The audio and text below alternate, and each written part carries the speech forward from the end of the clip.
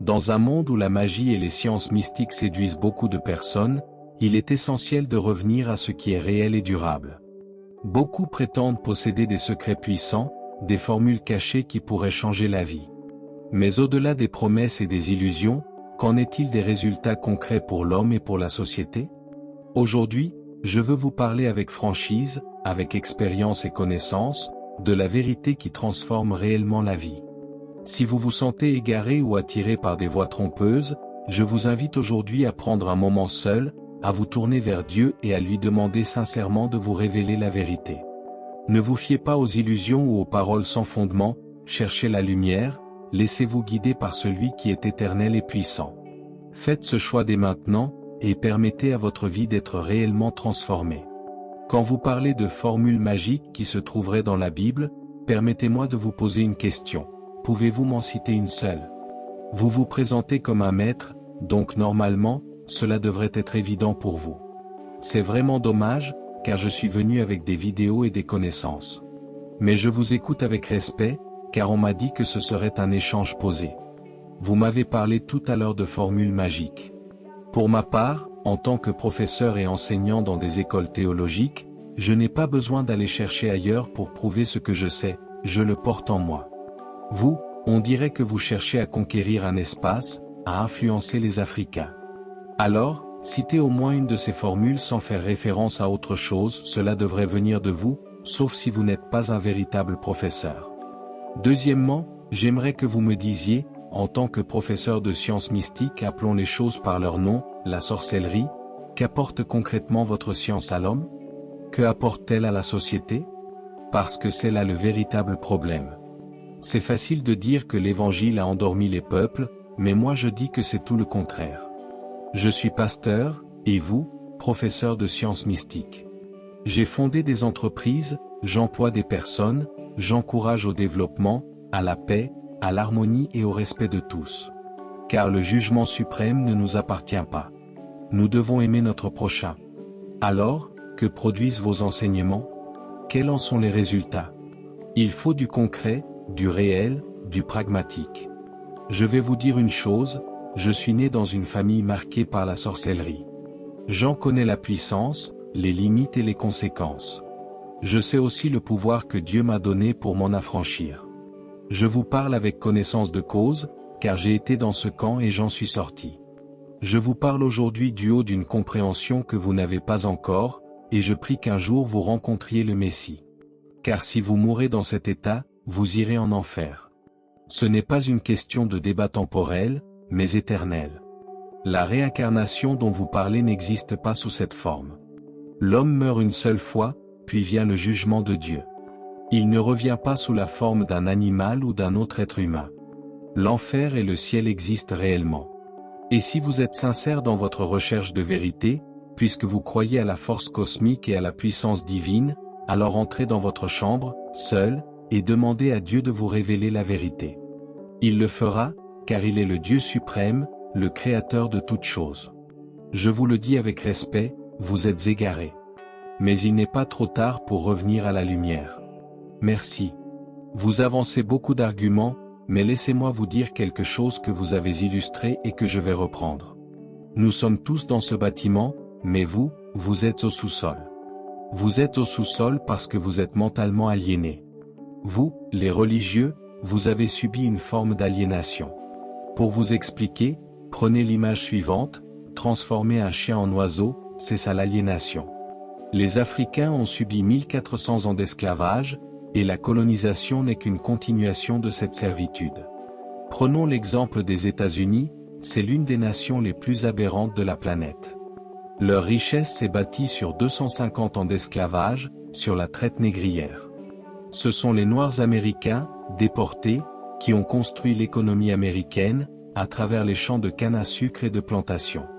Voilà la véritable histoire des États-Unis. Alors, quand certains tentent de présenter ces faits tragiques comme des fictions pour tromper les Africains, je ne peux pas accepter cela. Et l'histoire des évangiles? Selon certains, elle aurait laissé les Africains stagnants. Aujourd'hui, dans de nombreux villages africains, la misère persiste malgré la présence des églises. Ce que j'essaie d'expliquer ici relève de la psychologie, emprisonner quelqu'un physiquement a un effet, mais l'emprisonner mentalement a le même impact.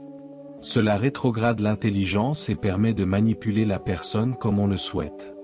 Si vous reconnaissez que l'intégrité mentale peut être corrompue, alors vous comprendrez mon point. Regardez l'histoire, quand les missionnaires sont arrivés dans vos villages, ils ont trouvé des sorciers, des pratiques anciennes que vous défendez aujourd'hui comme étant plus anciennes que la venue du Christ. Pourtant, ces missionnaires ont réussi à implanter des églises dans vos villages, alors même que votre science mystique était déjà présente. Pourquoi cette science n'a-t-elle pas développé les villages avant leur arrivée? Pourquoi l'environnement était-il délétère avant les missionnaires? C'est trop facile de s'attaquer à la religion en accusant les colons. Nous devons plutôt regarder notre leadership.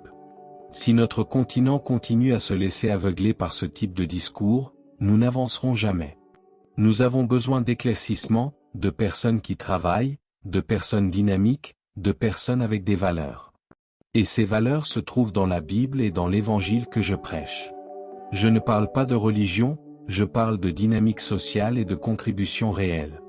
Je vis en Côte d'Ivoire, j'y travaille, je crée des emplois, j'emploie des personnes, je régule la vie sociale. En tant que pasteur, j'aide les gens à être intègres, et même les autorités reconnaissent cette valeur parce que cela contribue à rendre la société meilleure.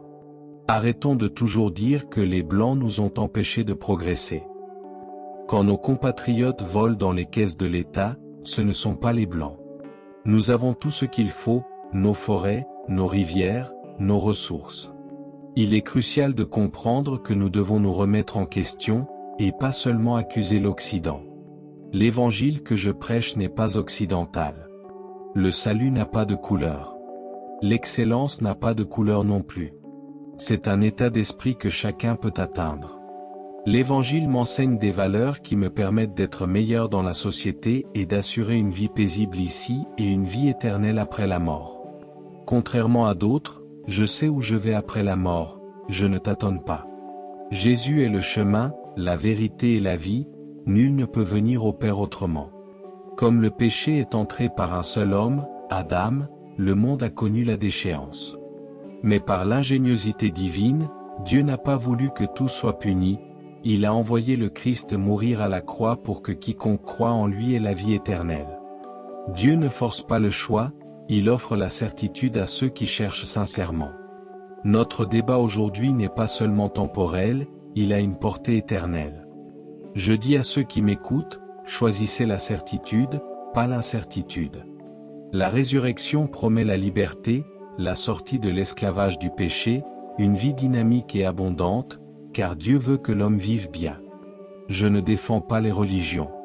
Je crois en la dimension spirituelle de l'être, qui ne peut être restaurée que par le Christ. Dans nos villages, nous avons adoré des dieux que nous ne connaissions pas. Aujourd'hui, Dieu nous offre la réconciliation avec celui qui a donné à toute la nature sa force. Pourquoi refuser cette relation pour vivre en paix, et pour mieux interagir avec les autres et avec la nature? Mon discours est clair et ma vie en est la preuve. Demain, nous serons tous des ancêtres. Ce n'est pas parce qu'on est mort depuis longtemps qu'on a des capacités extraordinaires. La vérité est universelle et intemporelle, et nous devons y revenir pour construire un avenir meilleur. L'histoire de l'Afrique le montre, l'Égypte, l'Éthiopie et la Libye, alors appelée Tamri, formaient trois grandes parties sacrées de l'Afrique. L'Afrique a toujours été considérée comme une terre sainte, contrairement à ce que croient certains Africains occidentalisés. La spiritualité africaine était déjà riche et organisée, et beaucoup des sciences que nous pratiquons aujourd'hui y ont leurs racines. Il n'y a rien de nouveau à inventer. Ainsi, lorsqu'on parle de religions africaines, il est important de reconnaître cette richesse et cette profondeur historique. À quoi faites-vous allusion exactement quand on sait que c'est l'élévation du niveau de conscience mentale qui permet l'ouverture, la transcendance et l'acquisition de connaissances? C'est cette même science qui fonde notre compréhension, qui permet de guérir, de se connaître soi-même, de méditer, de faire une introspection profonde. Quand on est malade, on va chez un médecin, pas forcément directement chez Jésus pour la guérison physique.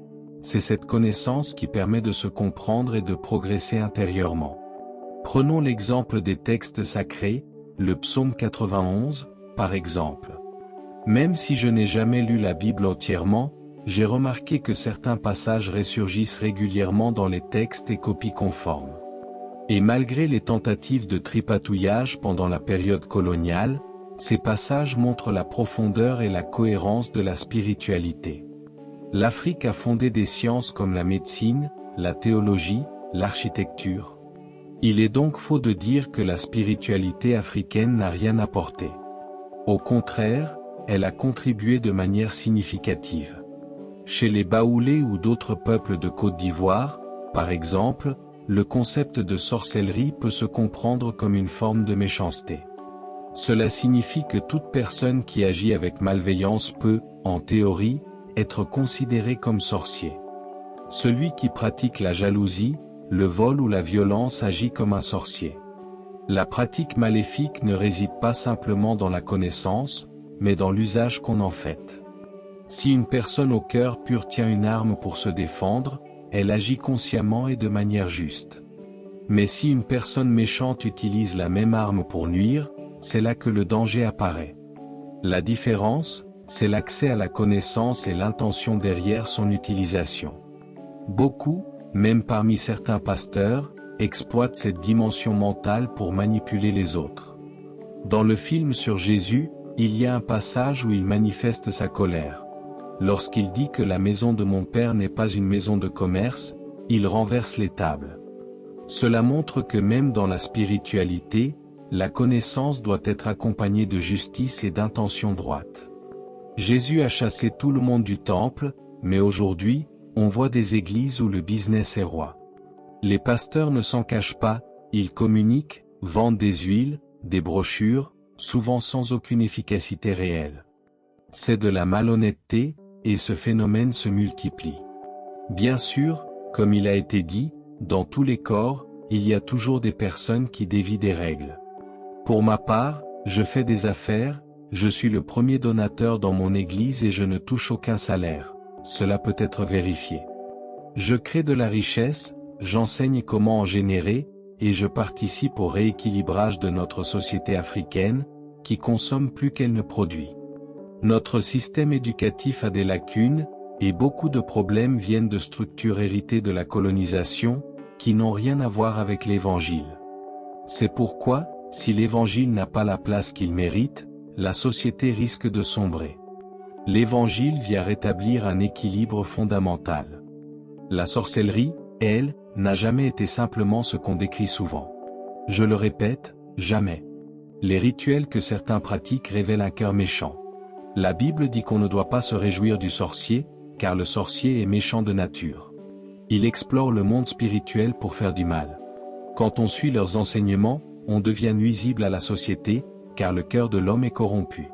Pour accéder à la vérité, il faut naître de nouveau et purifier son cœur.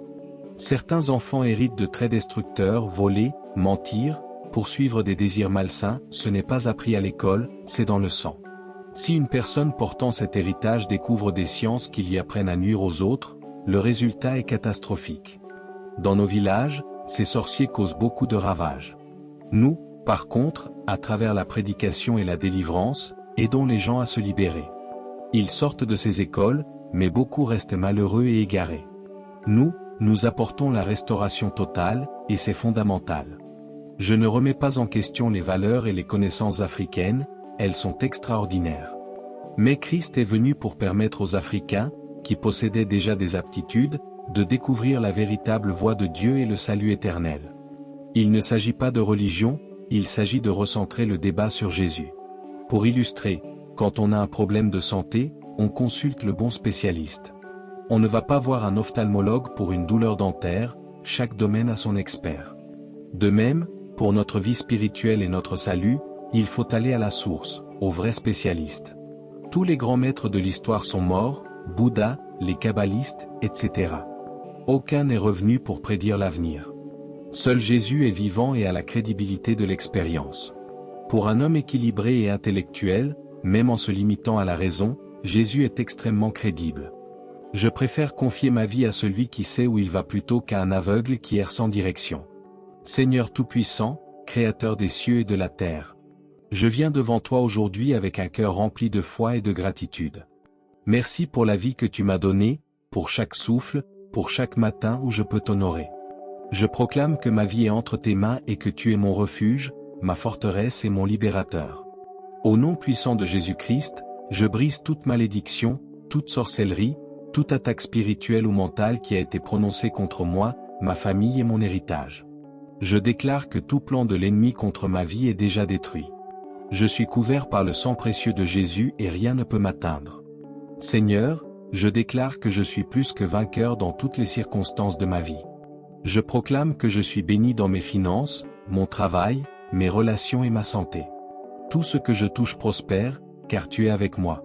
Je suis la tête et non la queue, au-dessus et non en dessous, et je marche dans l'excellence que tu as destinée pour moi. Je rejette toute peur, toute inquiétude et toute influence négative. Je déclare que mon esprit est fortifié, ma foi est inébranlable et mon cœur est rempli de paix et d'assurance. Seigneur, ouvre devant moi les portes que personne ne peut fermer, et conduis-moi sur des sentiers de justice pour l'honneur de ton nom. Seigneur, je proclame la restauration totale de ma vie. Toute perte, tout vol, toute injustice et toute souffrance du passé sont maintenant rétablies par ton pouvoir. Ce que l'ennemi m'a pris depuis des années, je le récupère maintenant, doublé, au nom de Jésus. Ma vie est restaurée, renouvelée et affermie dans la lumière de ton amour. Je déclare que mon foyer est une maison de paix, de bénédiction et de protection.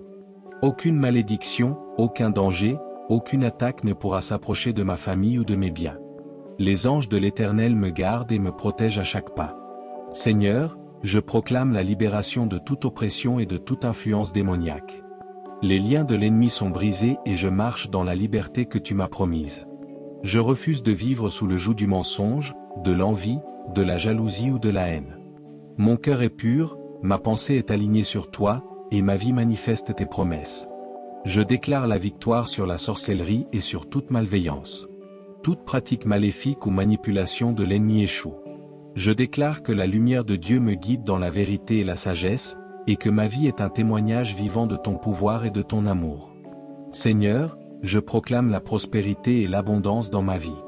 Mes affaires, mes entreprises, et tout ce que je touche sont bénis. Je crée de la richesse, je multiplie mes ressources et je contribue à rééquilibrer ma société. Mon travail est fructueux, mes efforts sont récompensés, et je deviens une source de bénédiction pour ceux qui m'entourent. Je déclare que je suis un instrument de paix et de justice. Je marche dans l'intégrité, dans le respect et dans la sagesse. Je contribue à l'épanouissement de ma communauté, et mes actions apportent l'harmonie et la stabilité. Mon influence est positive, constructive et durable. Seigneur, je proclame que je suis guidé par ton esprit. Je ne me laisse pas tromper par les philosophies, les doctrines ou les pratiques destructrices. Je choisis de marcher dans la vérité de ton évangile, et j'invite tous ceux qui m'écoutent à embrasser cette vérité. Je choisis la vie, la certitude et la victoire éternelle. Je déclare que ma vie est protégée contre toute tromperie, toute illusion et toute manipulation. Les plans de l'ennemi échouent, les mensonges sont exposés, et je suis éclairé par la lumière de ton esprit. Je suis conscient de ma valeur, de ma destinée et de mon rôle dans ce monde. Seigneur, je proclame que je suis en sécurité, que je suis fort et que je suis victorieux dans tous les domaines de ma vie. Je suis libéré de l'oppression, de la peur, de l'inquiétude et de toute influence négative. Je vis dans la paix, dans la prospérité et dans l'abondance que tu m'as promise. Je déclare que je suis béni pour être une bénédiction. Je manifeste ton amour, ta justice et ta vérité dans tout ce que je fais. Je partage, je soutiens, j'enseigne et je guide avec sagesse et humilité. Mon influence est positive et durable, et je contribue à la construction d'un monde meilleur. Seigneur, je proclame que ma vie est entre tes mains et que rien ni personne ne peut changer le plan parfait que tu as pour moi. Je suis affermi dans la foi, rempli d'espérance et aligné sur ton dessein divin. Je choisis de marcher dans la lumière, dans la vérité et dans la justice. Je déclare que chaque obstacle, chaque ennemi, chaque malédiction et chaque attaque échoue devant ma foi. Je déclare que chaque obstacle, chaque ennemi, chaque malédiction et chaque attaque échoue devant ma foi. Je suis invincible, inébranlable et protégé par la puissance de ton sang. Tout ce que je touche prospère, tout ce que je fais est béni, et je marche dans l'excellence que tu as préparée pour moi. Seigneur, je proclame que mon esprit, mon âme et mon corps sont restaurés, purifiés et remplis de ton Esprit Saint. Je suis un exemple de victoire, de paix et d'amour. Je marche avec assurance, confiance et autorité, sachant que ma vie est entre tes mains et que tes promesses sont éternelles. Seigneur, je t'élève toute gloire, tout honneur et toute louange. Je proclame que je suis béni, protégé, prospère et victorieux dans tous les domaines. Je marche dans la lumière de ton évangile et je manifeste tes promesses dans ma vie, dans ma famille et dans ma société. Au nom de Jésus-Christ, je déclare tout cela avec foi, puissance et autorité. Que ton royaume vienne, que ta volonté soit faite sur la terre comme au ciel. Amen.